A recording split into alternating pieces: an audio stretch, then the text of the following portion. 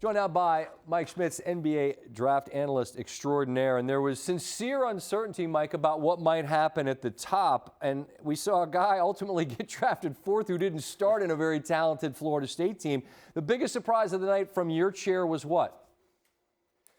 Patrick Williams going for sure. You know, you were starting to hear that as we got closer to the draft, but just a guy who never started a game and really was a sixth man, the second youngest player in the draft. To go that high was a little bit of a swing, but this is an upside play. He's really intriguing long term. You know, he's 6'8", 230 pounds, 7-foot wingspan. I think teams see a little bit of OG Anunoby, maybe a Jaylen Brown long term in terms of what the upside could look like. But yeah, I was surprised that he went that high over some other names. And then Tyrese Halliburton as well, you know, going 12 shocked me. Killian Hayes going 7 was a huge surprise. So there were certainly some real surprises throughout the first round.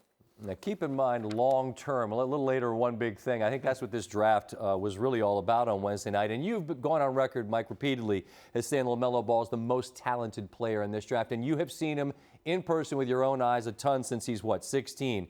Now we know where he lands. Interestingly, with Michael Jordan in Charlotte, a little history there. We'll leave that alone. What do you think of the fit?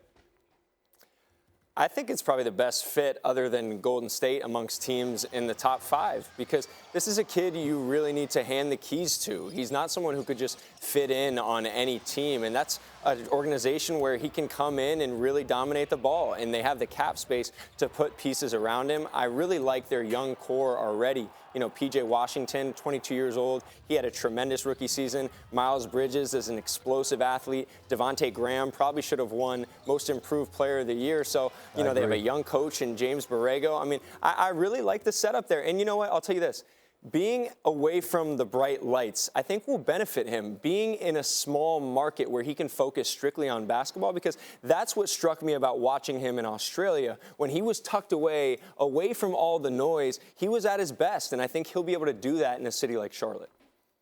Well, coming to this town in D.C. is the guy that you feel like is a steal of the draft, Denny Avdia, who you had, what, I think 4 in a mock. He slides all the way to 9, and they're thrilled, the Wizards are, to land him. Why is it that you feel like he's the steal?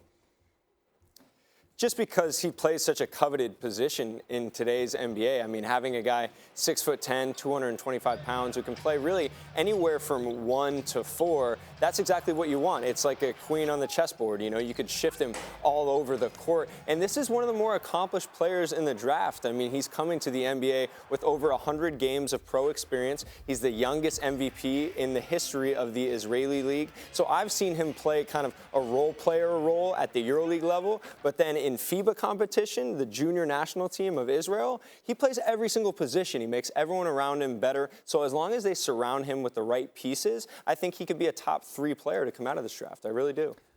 Mike, I hope you had fun tonight, man. We were all psyched to see you sitting out there. You earned that chair. You're great at what you do, and you shine tonight, man. Thanks for spending some time with me. Scott, thanks for watching ESPN on YouTube. For live streaming sports and premium content, subscribe to ESPN+.